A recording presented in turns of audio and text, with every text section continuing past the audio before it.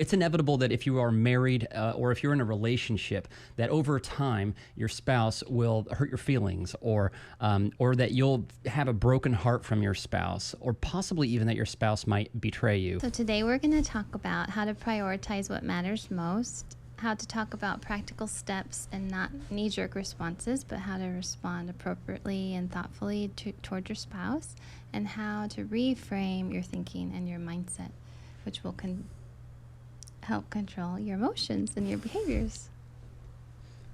Yeah. Yeah.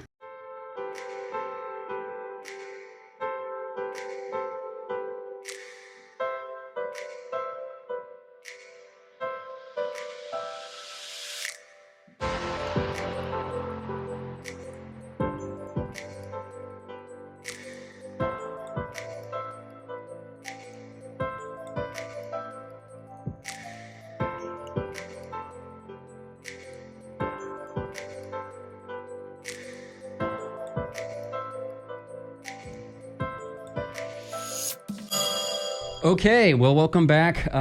Today's a hard topic. Today's one of those rough ones, and we realize that because if you are watching this video, chances are you searched for this, or that it kind of resonated with you, which means you probably had your heart broken at some point in time by your spouse. And so earlier today at breakfast, Erica went up to me and was like, "What's going on? What are you thinking about?" And we knew we were going to shoot this podcast.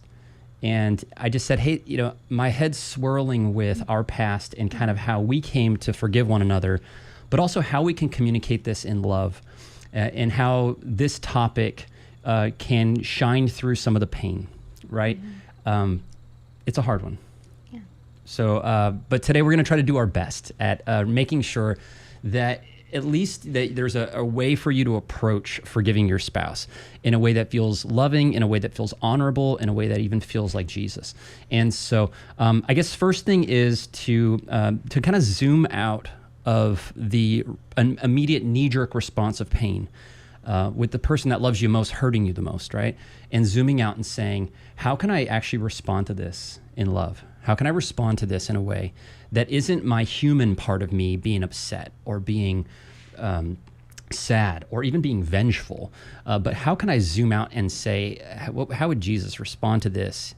Or how would I encourage somebody in faith to respond to this, right?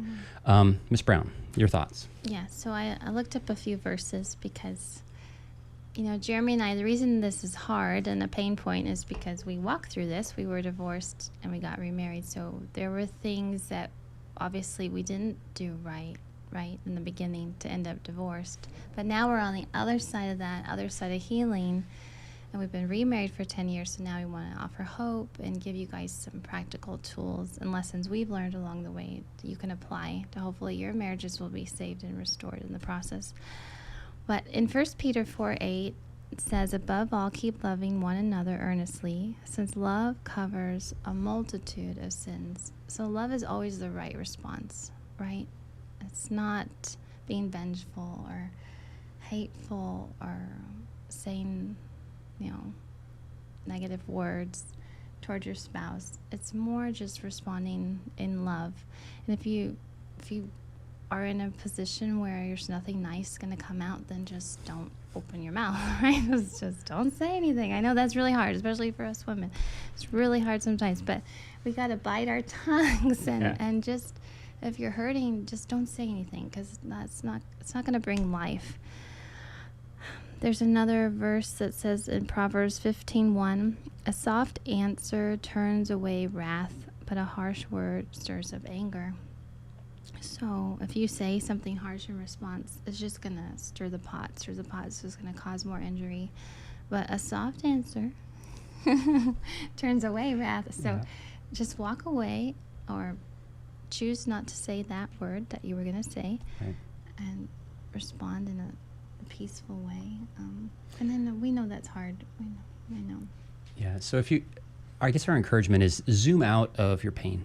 And if you can, and maybe even take it before God and just say, hey, how do I zoom out of this? Meaning that how do I get distant from my human response? And really put the main thing. Whenever you walk across and you say, I do, right? It's because you fell in love with that person. Well, your love doesn't stop at your pain. Your love doesn't stop at rejection or betrayal or hurt. Your love continues. And that means that it's likely that even though you're ticked off, even though even your justified response might be, throwing them out of the house or making them leave or making them sleep in a different area or even saying things you otherwise wouldn't say. Like, the reality is that long term you want your spouse. Long term it would break your heart in half if you didn't have your spouse. And so I guess our encouragement to you is to remember that before you go making emotional decisions or human decisions. Mm-hmm. And by human, I mean non-spirit led decisions, not the God part of you, but the immediate kind of animal part of you that's just like, hey, you made me upset, and here's all the things I think about that. Zoom out of that. You're going to wish you hadn't. And because you love your spouse. And the reason why you're ticked off is because you love your spouse. If you didn't love them, you wouldn't even be mad.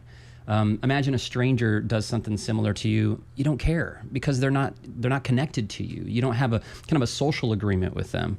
You don't love them necessarily, but you love your spouse, and that's why it hurts. And so remember that love before you go hauling off and making decisions that you wish you hadn't. So I don't, Ms. Brown, what do you think?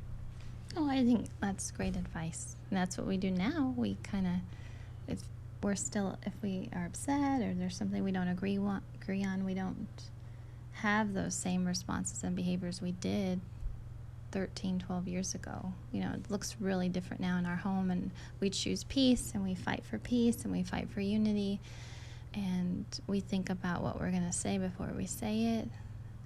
And we also want to sleep in the same bed at night. So it's like, we have to think about, is what I say going to push them away or push them out of the house? You don't want that response. You want to think before you say something. And if you're hurt, just remove yourself from the situation and try and collect your thoughts. And we know it takes two people. Like we were talking about that today. This is a hard topic because it takes two people to make a marriage work. And it takes two redemptive spirits and redemptive hearts. Right. And you can't force someone to want to accept your forgiveness or to forgive you. And we've known people who they did all the right things. They've done the things we didn't do.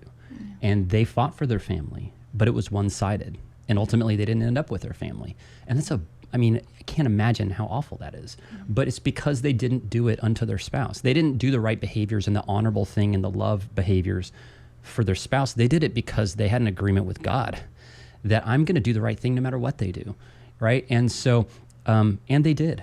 And unfortunately, they lost their spouse because their spouse didn't want the same result, right? And it wasn't redemptive. And so, redemption also includes being reconciliatory, being in a sense that like they're repentant, right, of the fact that your spouse did that thing that hurt your feelings or broke your heart or rejected or betrayed you. If they're not that way, it doesn't mean stop fighting. It just means that in order for your family to be whole, both people need to be participating in the redemptive story of that. So, okay, I'm going to go in a kind of a different perspective, but hang out with me for a second with this idea. Whenever you're going for a job interview, they say to dress for the job that you want, not the job that you have, right? If you've ever heard that kind of cliche. I'm going to challenge folks to behave in a way for the marriage that you want, not the marriage that you currently have. Mm-hmm. Right? And so if you want your marriage to be whole, don't go saying things you shouldn't say. Don't go behaving in a way that you know isn't going to bring wholeness or redemption. Behave in your marriage towards the marriage that you want, not the marriage that you have. Yeah. Right? Does that make sense? Yep. And keep trying and keep making an effort towards change. I've talked about this in previous episodes, but be beautiful for your spouse. Enjoy your intimacy and your sex life, and try new things. Like if you want, there's certain things that we hear people complain about a lot, and it's like, if I just want him to love me, I just want his attention, I just want physical touch, well then if that's what you want, you also have to reciprocate that. Right. And you have to Sure. make yourself available and not reject him and allow intimacy to take place and cultivate that in your marriage. You want him to tell you that you're beautiful. Like I hear this a lot. You want it to feel beautiful and fought for and wanted and desired, and that takes your part too of being desirable. Right. And taking care of yourself, your mind, your will, your emotions, your physical, your spiritual, making yourself, knowing that you're worthy and you're enough, and fighting for yourself. That's so good. Yeah, absolutely. And I think when we talk about forgiveness, it feels like a mountain, right? Like in many cases, like how could I ever forgive this person, or how could this ever be the way I wanted it to be, or be the way I thought it should be, right? It looks like a mountain in front of you. And I think sometimes, especially in our experience in our 20s, I knew I wanted Erica back. I knew I wanted my family, and I was fighting for family. I sat in front of leadership and church members telling church members, I just want my family back. Like, I just don't know how that looks. I just don't know how I get to that result, right? And it looks like a mountain in front of you. And so I just want to kind of challenge you to know that, like, God is a mountain mover, right? It takes faith. It takes just doing the right stuff to move past that. God knows what's on the other side of the mountain, right? Like if you look at a mountain, the other side of that's a mystery, right? But God knows that other side, and God can move it, and God can get you to that other side. It's not for us to know it all. It's for us to be obedient and faithful to it. And so, and not even to be faithful to it for you or for this specific outcome. And if I don't get my outcome that I want, well, then I'm just going to throw in the towel. No, I'm being faithful to God because in front of God, I said yes to you. And so I'm going to continue to do that thing, right? Hoping, praying that my outcome is what I want it to be. But even if it isn't, I did the right thing. The Bible talks of a story of a prophet that God kept challenging to pursue his wife when his wife wasn't behaving like a spouse, right? And it was a parallel of the children of Israel to God, right? The children of Israel kept turning their back on God, and God kept pursuing them and kept making ways for them to be redeemed because God is a redemptive God. But it is also a parallel to marriage, saying that I choose for you to be together, and I want for y'all to choose to be together with each other. And so I know it feels like a mountain sometimes, but just have faith that God knows the other side of that mountain. Yeah. So what's your thoughts? You think you got to go? All right. So she's got to go to work. We are going to do part 2, 3, possibly even 4. This is a huge topic, and we hope that this blesses you. Stick around for practical steps of like, yeah, that sounds real, maybe in the air. Like that's what I want. I just don't know how that looks. Episode number 2, or the second part of this series, is going to be how does that look? What kind of practical things can I do to actually achieve that result? We're also going to talk a little bit about reframing how you see your spouse whenever they hurt your feelings. How should I view them? How does God view them? How does God view me? And things like that. So stick around. But we hope that this episode bless you. God bless you guys. Thanks for hanging out with us.